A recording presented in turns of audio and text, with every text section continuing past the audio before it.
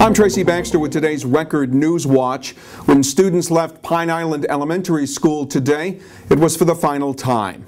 A $4.3 million budget gap in the Warwick School District led to the decision to close the school earlier this year, despite pleas from some community members to keep it open. This morning, Pine Island school officials were determined to give the final day of classes an upbeat feel, beginning with a parade of students. Yeah, we typically end each school year with an assembly coming together, awards, recognition.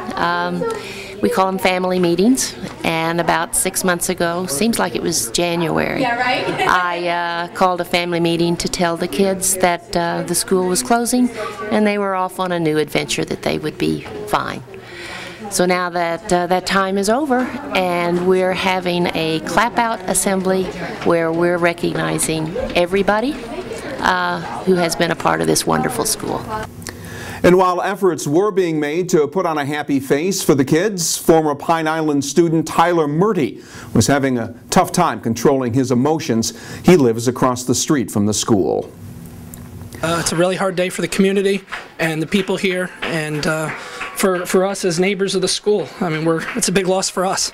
Piniella Elementary has been serving kids for the past 82 years. Beginning next fall, students in K through 5 will be shifted to other schools in the Warwick district.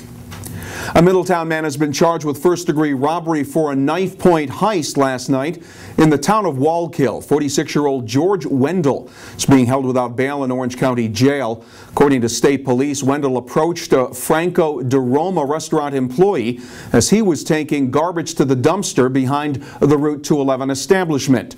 Stolen were a cell phone and iPod. A search led police to an apartment nearby where Wendell was taken into custody. A homeless man has been charged with assault and possession of a weapon following a knife attack inside a store in the town of Wallkill. Town police say it happened yesterday while a 42-year-old Price Chopper employee was stocking shelves. Police say he was approached by 57-year-old Raphael Valley, who reportedly asked the victim if he was ready to die.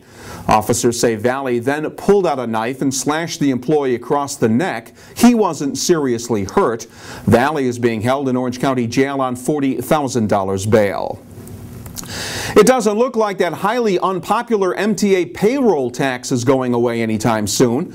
A measure to eliminate the tax on businesses in Orange and Dutchess counties passed in the Senate, but Democrat Assembly Speaker Sheldon Silver has not allowed the bill to be put to the vote on the floor of the Assembly.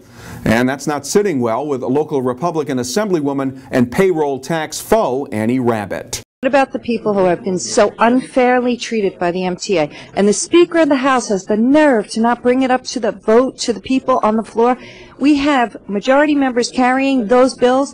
They will never see the light here because we have one man who is controlling the floor of the state of the Assembly, and that is so unfair to the people of the Hudson Valley. Rabbitt and other MTA payroll tax opponents say the taxes hurt the Hudson Valley's effort to recover from the recession. Elsewhere, a chiropractor from Ulster County is facing up to a year in jail following his arrest for posing as an Insurance Department Frauds Bureau investigator. 48-year-old Seth Pizer of Gardner was charged with second-degree criminal impersonation after police say he threatened another chiropractor with arrest for insurance fraud if he didn't authorize surgery for one of his patients. Pizer reportedly flashed a business card from an authentic Frauds Bureau investigator during the incident. A delegation of officials from a county in western China paid a visit to the city of Newburgh today. It was one of the stops made by a group from the People's Government of Shangshan County who are interested in learning about economic systems in the U.S. and in building partnerships for potential investment opportunities. Other stops made by the Chinese delegation included Miami, Washington, D.C., and New York City. Today's Newburgh meeting included an exchange of gifts to mark the occasion. And chances are you didn't know that Tuesday was National Go Skateboarding Day, unless you own a board. Orange County Snowboards in the town of Wallkill hosted an event that gave local skateboarders a chance to compete and celebrate their sport. Business owner Ron Schnell says what the kids in the area should have is a skateboard park. There's a lot of kids that do it and a lot more that want to do it, but in the town of Middletown and Wallkill, it's illegal. So we invited them here on our property to skate, and we'd like for them to get a public skate park, and if we can help them do that, that's what our plan is. It takes a lot of perseverance. It doesn't happen overnight. Something I can help with is I know how to organize it and get the insurance, and I have a good ear to what the kids want. I have a lot of good kids that work here with us, and it takes a little bit of time. It doesn't happen overnight. Schnell has a place for kids to skateboard in the back of his store, but he says a permanent outdoor park is what's really needed in the Middletown Wallkill area, so riders and their boards have some place to go that won't upset community residents and property owners. We'll have to deal with another day of humidity and the threat of even more heavy downpours. Tomorrow will be cloudy and humid with showers and thunderstorms likely. The highs will be up around 80 degrees. Saturday looks a little better. It'll be partly sunny with a chance of a passing shower. The high Saturday will reach the low 80s.